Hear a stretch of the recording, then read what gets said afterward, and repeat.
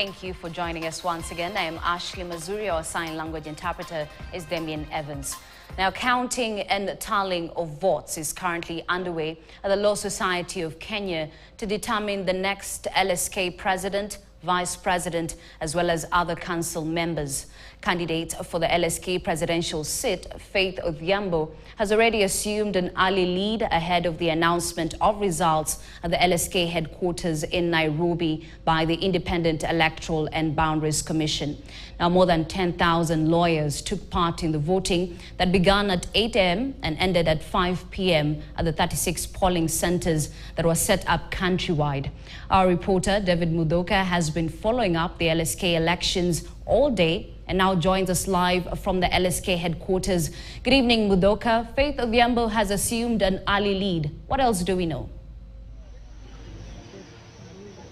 Good evening, and of course we are coming to you live from the LSK headquarters right here at Nairobi. When the coming hours we expect the Independent Electoral and Boundaries Commission to announce the results and the subsequent winners of the LSK 2024 elections.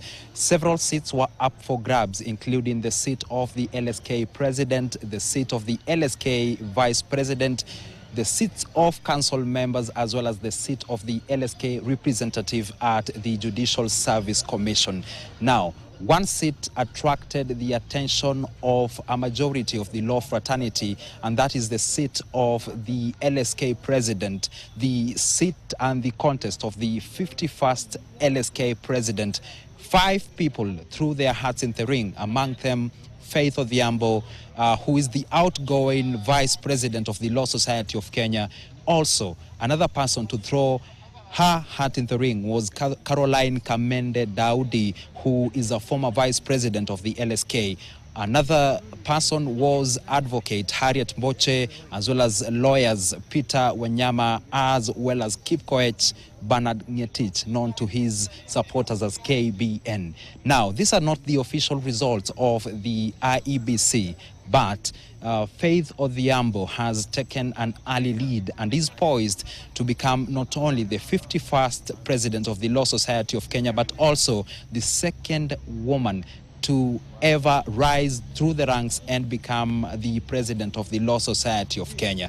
Of course, we expect the official announcement and the official data from the IEBC, but just speaking to the agents, as well as looking at the results and the number of votes across the various polling centers that had been set up, we can say that Faith Adhiambo is in the lead and could be on course to re-breaking the glass ceiling that was first broken by former Defense Cabinet Secretary Rachel Omamo when she became the LSK president in the early 2000s. Another seat is that of the JSC male representative from the Law Society of Kenya that had attracted 3 contestants.